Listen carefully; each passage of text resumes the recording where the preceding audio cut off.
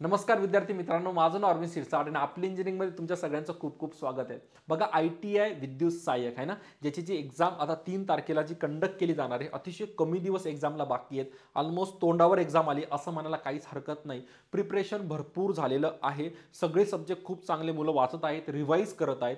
पण या सगळ्या गोष्टीतून एक जो टॉपिक जो सगळ्यांच्या डोक्यामध्ये नेहमी चालू असतो, की मला जर सिलेक्शन हवं असेल तर किती माझा स्कोर एक्झामला आला पाहिजे, किती क्वेश्चन्स मी एक्झामला अटेम्प्ट केले पाहिजे जेणेकरून माझं सिलेक्शन होऊन जाईल. हा एक क्वेश्चन प्रत्येकाच्या माइंडमध्ये असतो, राईट आहे. तर बाळांनो, आजच्या या सेशनमध्ये थोडंसं आपण डिस्कस करणार आहे की पेपर अटेम्प्ट कसा करावा, है ना. पेपर अटेम्प्ट कसा करावा किंवा पेपरला कोणता अटेम्प्ट पॉझिटिव्ह अटेम्प्ट मानला जाईल जेणेकरून माझं एक्झामला कुठेतरी सिलेक्शनचे चान्सेस वाढतील. मी वाढतील याच्याकरता म्हणतोय कारण या स्टेजला कोणीच गॅरंटी किंवा वॉरंटी कोणीच काही घेऊ शकत नाही की एक्झामचा कट ऑफ किती जाईल. पण एक गोष्ट फॉर शुअर आहे, मी याची श्युरिटी करू शकतो की माझा अटेम्प्ट एक चांगल्या लेवलचा असला पाहिजे. चला याच्यावर थोडंसं बारीक थोडं नॅरो अनालिसिस करूया, डीप अनालिसिस करूया. बघा, जर एक्झामला बघितलं तर माझ्याकडे मोजून 120 मिनिटं अवेलेबल आहे. जितके मिनिटं माझ्याकडे अवेलेबल आहे ते प्रत्येक मुलाकडे पण सुद्धा तेवढेच, राईट आहे. मग तो टॉपर असू द्या किंवा ड्रॉपर असू द्या, ज्याने या 120 मिनिटाचा प्रॉपर युटिलाइज केला तो मुलगा बाळांनो ऑफकोर्स सिलेक्शन घेऊन जातो. बाकीचे मुलं 1 मार्काने 2 मार्काने अर्ध्या मार्काने सिलेक्शन गमवून बसतात. कारण सगळ्यात इम्पॉर्टंट जे असतं त्याला बोलतात टाइम मॅनेजमेंट. आणि याच्यावरच मी थोडंसं माझ्याकडून ॲडवाईस देणार आहे की कोणत्या गोष्टी तुम्हाला एक्झामला फोकस करता येतील जेणेकरून तुमचे नंबर ऑफ क्वेश्चनचा अटेम्प्टही वाढेल आणि तुम्हाला निगेटिव्ह मार्क्स सुद्धा अवॉइड करता येतील. ते सगळ्यात महत्त्वाचं आहे. कारण एक्झामचा अटेम्प्ट सगळ्यांचा चांगला असतो, पण सिली मिस्टेकमुळे ना एक्झामचे क्वेश्चन चुकतात आणि एक्झामचे क्वेश्चन चुकल्यानंतर जे निगेटिव्ह मार्किंग आहे ना त्याच्यामुळे तुमचं सिलेक्शन राहून जातं. ठीक आहे, चला तर या गोष्टीवर सगळ्यात अगोदर तुम्हाला फोकस करायचा आहे बाळांनो. जो सगळ्यात इम्पॉर्टंट फोकस असेल तो आहे एक्झामचे मेजर टॉपिक जे तुमचे चांगले. आता मेजर म्हणजेच कोणते? मेजर म्हणजे ते टॉपिक नाही जे एक्झामला चांगले विचारले जातात. मेजर म्हणजे ते टॉपिक बाळांनो जे तुमचे खूप चांगले प्रिपेअर आहे. बघा, काही मुलं पॉवर सिस्टममध्ये चांगले आहेत, काही मुलं मेजरमेंटमध्ये चांगले, काही मुलं पॉवर सिस्टम मेजरमेंट सगळं चांगलं आहे तर बेसिकमध्ये वीक आहे. प्रत्येक मुलाचा आपापला स्टडी करण्याचा पॅटर्न आहे. त्या पॅटर्ननुसार तो स्ट्रॉंग आहे. काही मुलं सगळ्या सब्जेक्टमध्ये स्ट्रॉंग आहे, काहीच हरकत नाही. तर मला ही वेगवेगळी कॅटेगरी मुलांची दिसते. आता तुम्ही स्वतःला विचारा तुम्ही कोणत्या कॅटेगरी मध्ये आहात. कारण काही सब्जेक्ट तुमचे खूप चांगले झाले, काही सब्जेक्ट तुमचे थोडे बहुत वीक आहे आणि काही सब्जेक्ट असे सर आले तर माहीत नाही जमेल किंवा नाही जमणार, आम्ही तुक्याला कधीतरी जाऊ नाही तर नाही पण जाणार आहे. ते हा थर्ड कॅटेगरी झाला. एक्झामला बसण्या अगोदर सिलेक्शन करून घ्या की मला टेक सॉल्व करायचे की नॉन टेक सॉल्व करायचे. सर्वात अगोदर हे सिलेक्शन तुम्हाला मी सांगून फायदा नाही. हे सिलेक्शन करताना फक्त डोक्यात ठेवायचं माझ्याकडे 120 मिनिटं आहेत. किती? 120 मिनिटं आहे. या 120 मिनिटांमधले जे माझे टेक्निकलचे 50 क्वेश्चन आहे ना ते मला 110 मार्क्स देतील, है ना. हे सगळ्यांना माहिती आहे. आणि नॉन टेकचे उरलेले क्वेश्चन मला 40 मार्क्स देतील. किती? 40 मार्क्स देतील. क्लिअर आहे. फक्त एवढं डोक्यात ठेवा. त्याच्यामध्ये रिझनिंगचे माझ्यामध्ये 20 क्वेश्चन आणि 20 नाही, रिझनिंगचे माझ्यामध्ये मी 40 क्वेश्चन असतात, ॲप्टीचे 20 क्वेश्चन, मराठीचे सुद्धा 20 क्वेश्चन, म्हणजे जवळजवळ 80 क्वेश्चन तुम्हाला देतात बाळांनो. 80 क्वेश्चन तुम्हाला देतात 40 मार्क आणि हे 50 क्वेश्चन देतात 110 मार्क.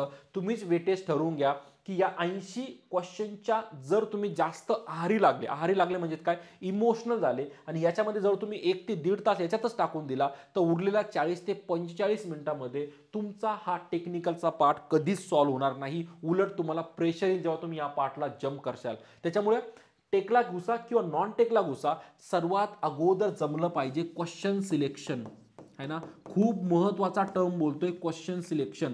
क्वेश्चन सिलेक्शन म्हणजे काय सर? क्वेश्चन सिलेक्शन म्हणजे असे क्वेश्चन सिलेक्ट करणं जे तुमचे विदिन 30 to 40 सेकंड सॉल्व्ह होऊन जातात. म्हणजे 30 ते 40 सेकंदामध्ये तुम्ही ते क्वेश्चन उडवू शकतात ना. अगोदर असे क्वेश्चन सिलेक्ट करता आले पाहिजे आणि क्वेश्चन सिलेक्ट करताना तुमचा लेंदी क्वेश्चन स्किप करता आला पाहिजे, सोडता आला पाहिजे. फॉर एक्झाम्पल सपोज टेक्निकलचे क्वेश्चन 1 है ना, क्वेश्चन 2, क्वेश्चन 3, क्वेश्चन 4, क्वेश्चन 5 है ना, क्वेश्चन 6, क्वेश्चन 7 असे काहीतरी क्वेश्चन आहे. तुम्ही क्वेश्चन नंबर 1 वाचला, जो तुमच्या मेजर टॉपिकमध्ये येतो, जो तुम्ही टॉपिक ऑलरेडी केला, तुम्हाला माहिती आहे किती वेळ लागणार, तुम्ही सॉल्व्ह केला. क्वेश्चन नंबर 2 ला आले, तुम्हाला वाचल्यावर एक फिलिंग आली ना याला थोडा कॅल्क्युलेशनला वेळ लागणार आहे, तर हा क्वेश्चन लगेच मी स्किप करून लगेच पुढच्या क्वेश्चनला जम्प केले मी, आणि लगेच पुढच्या क्वेश्चनला जम्प केलं, कारण मला येत नाही असं नाही, थोडा टाइम कन्झ्युमिंग आहे. बघा हा पॅटर्न फॉलो केल्यामुळे ना हे 120 मिनिटं खूप चांगले युटिलाइज होतात. जसा एक्झामचा टाइम सुरू झाला, टाइमर सुरू होऊन जातो बाळांनो, हे 120 मिनिटं युटिलाइज करणं खूप महत्त्वाचं असतं.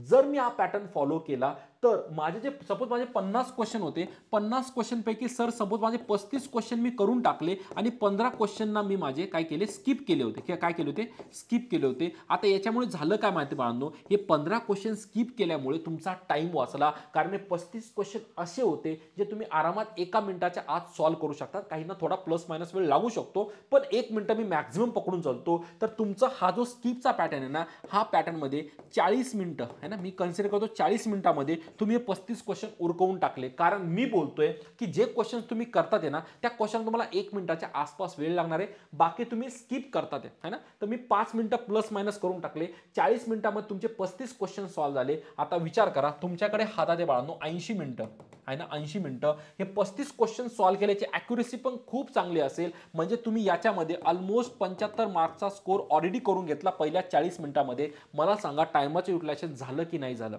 जर हेच क्वेश्चन स्किप केले नसते, एखाद्या क्वेश्चनमध्ये आपण अडकून राहतो, त्याला सॉल्व्ह करत बसतो, लेंदी असल्यामुळे आन्सर येत नाही, आन्सर न आल्यामुळे कॉन्फिडन्स डाऊन होतो, आणि कॉन्फिडन्स डाऊन तर होतोच, पण बाकीचे ते क्वेश्चन बघायला सुद्धा वेळ भेटत नाही जे क्वेश्चन्स मला खूप चांगले येत असतात. तर सर्वात अगोदर क्वेश्चन सिलेक्शन मॅटर करतं. मग या 15 क्वेश्चनचं काय करायचं सर? आता या 15 क्वेश्चनला लगेच हात लावू नका, आता नॉन टेककडे या, किंवा पहिले नॉन टेक केलं असेल तर हा पॅटर्न नॉन टेकला सुद्धा फॉलो होईल, सिलेक्शन तुमचं असेल. या नॉन टेकमध्ये जे 80 क्वेश्चन आहे ना बाळांनो, या 80 क्वेश्चनला सेम पॅटर्न फॉलो करायचा.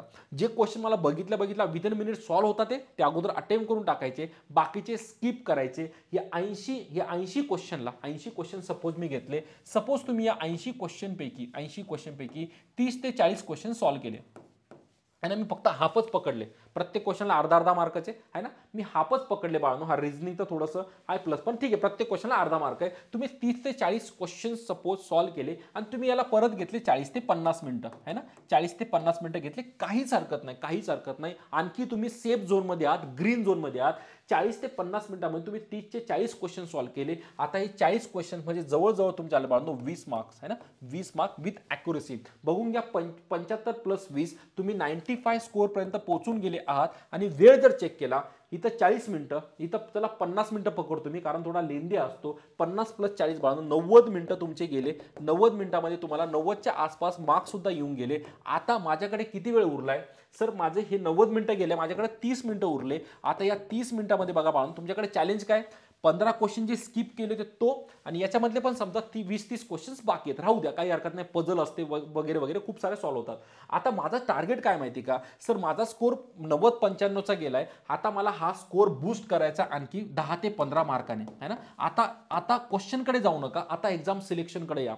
माझा स्कोर जर 100च्या प्लस गेला तर माझं आता बघा, याच्यामध्ये खूप चॅलेंजेस आहेत, पेपर खूप टफ आला तर मे बी एवढा स्कोर नाही जाणार, मी सगळं मला अग्री करतो मी, तर हा नंबर प्लस मायनस होऊ शकतो, पण टाइम मॅनेजमेंट कधीच प्लस मायनस होणार नाही. हा काउंट 35चा 30 होऊन जाणार, कारण काही टफ आले तर 20 क्वेश्चन राहून गेले, ठीक आहे, जाऊ द्या. पण आता मला 10 ते 15 मार्क्ससाठी मला जायचं आहे. त्यासाठी माझा बेस्ट अप्रोच असेल बाळांनो तुमचा टेक्निकल, कारण टेक्निकलचा एक क्वेश्चन तुम्हाला 2.2 मार्क्स देतोय. तर आता तुमचा जो मेजर टाइम आहे तो इथे इन्व्हेस्ट करा. मग याच्यामधून असे क्वेश्चन चूज करा जे पटापट 1 मिनिटाचे 2 मिनिटं लागत आहे.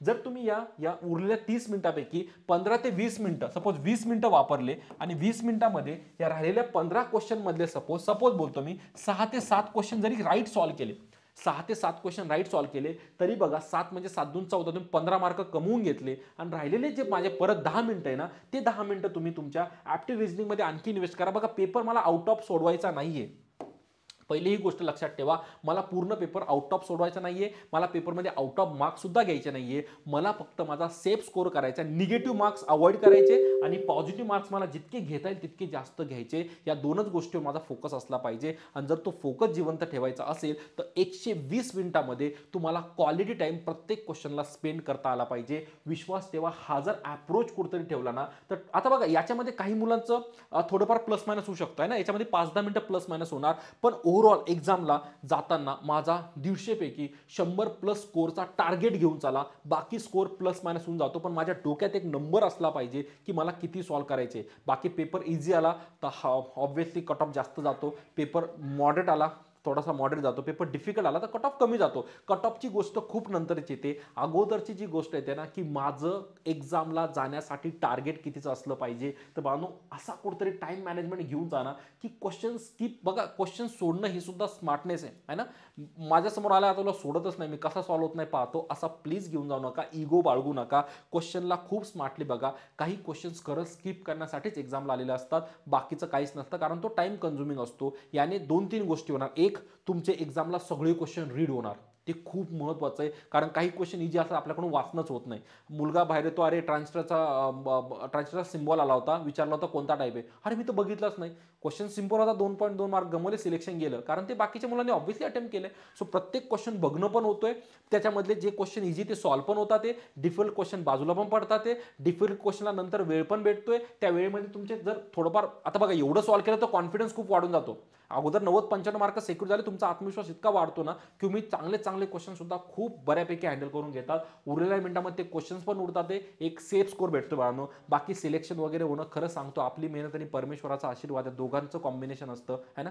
सो काही काही मी खूप बिलीव्ह करतो, की काही गोष्ट आपल्या ब्लेसिंगवर, परमेश्वरावर सोडून द्यायच्या, ज्याच्यावर तुम्ही बिलीव्ह करत असाल त्याच्यावर सोडून द्यायच्या. पण मेहनत करणं आपलं काम आहे, टाइम मॅनेजमेंट करणं आपलं काम आहे, चांगला अटेम्प्ट देणं आपलं काम आहे, बाकी गोष्टी होत राहतात. आय होप हा सेशन तुमच्यासाठी खूप हेल्पफुल असेल, कारण खूप मुलांची डिमांड होते, सर एक्झामला क्वेश्चनचं सिलेक्शन कसं असावं, टाइम मॅनेजमेंट कसं असावं. तर तुम्हाला नक्की हा व्हिडिओ काम येईल बाळांनो, राईट आहे. आणखी काही नवीन काही डिफिकल्टी असतील, काही डाऊट्स असतील, काही आणखी काही गोष्टी असतील ज्या तुम्हाला वाटतंय की तुमच्या माइंडमध्ये खेळता, ते डिस्कशन हवं असेल, मला कमेंटमध्ये नक्की कळवा. आणि जर हा अटेम्प्ट आवडला असेल तर मला सगळ्यांकडून एक लाईक आणि एक कमेंट नक्की हवा आहे, की सर अप्रोच करेक्ट आहे, आम्ही फॉलो नक्की करू, राईट आहे. कारण याच्यावर तुमच्या फीडबॅकवरून मला लक्षात येईल की हा अप्रोच तुमच्या बरोबर सिंक होतोय की नाही होतोय, राईट आहे. पण बाळांनो विश्वास ठेवा, हा अटेम्प्ट सगळ्यात बेस्ट असेल. चला बाळांनो, व्हिडिओला लाईक नक्की करा, तुमच्या मित्रमैत्रिणींपर्यंत नक्की शेअर करा. आणि आपले जितकेही टेक्निकल सेशन लाईव्ह चालू आहे, बघा पॉवर सिस्टम सध्या चालू आहे, प्लेलिस्ट नक्की, विद्युत सहाय्यकची आपली इंजिनिअरिंगची प्लेलिस्ट नक्की चेक करा. तुम्हाला टेक्निकल माझं plus not technical K P सरांचं स्पार्कल एज्युकेशनला लाईव्ह चालतं, आणि माझं आपली इंजिनिअरिंग चालतं. आम्ही दोघं एक दुसऱ्यांच्या चॅनलवर सुद्धा दररोज लाईव्ह येतोय. सो आमचं टेलिग्राम नक्की, स्पार्कलचं प्लस आपली इंजिनिअरिंगचं दोघांचं टेलिग्राम नक्की जॉईन करा. आणि जर फ्री टेस्ट सुद्धा तुम्हाला हव्या असेल तर त्याही माझ्या आपली इंजिनिअरिंगला अवेलेबल आहे, टेक्निकलच्या फ्री टेस्ट. त्याची ॲप्लिकेशनची लिंक मी डिस्क्रिप्शन चेक करा, तुम्हाला लिंक भेटून जाईल. जर कंप्लीट क्रॅश कोर्समध्ये, क्रॅश म्हणण्यापेक्षा कॉम्प्रिहेन्सिव्ह कोर्समध्ये इंटरेस्ट असाल लॉंग टर्मसाठी, तर तोही आपला ITI विद्युत सहाय्यकसाठी बिलकुल अवेलेबल आहे. 1499 मध्ये विथ 9 मंथ्स व्हॅलिडिटी, पूर्ण वर्षभर तुमचा डीप अभ्यास होतो. क्लिअर आहे, सगळं तुमच्याकडे दिलंय, फायदा करून घ्या. सिलेक्शन नक्की घेऊन जा, आणि सिलेक्शन झाल्यावर आम्हाला ह्या कमेंटमध्ये कळायला विसरू नका, सर फायदा झाला. चला बाळांनो, इथं पूर्ण विराम घेतो, भेटूया नेक्स्ट व्हिडिओमध्ये. बाय.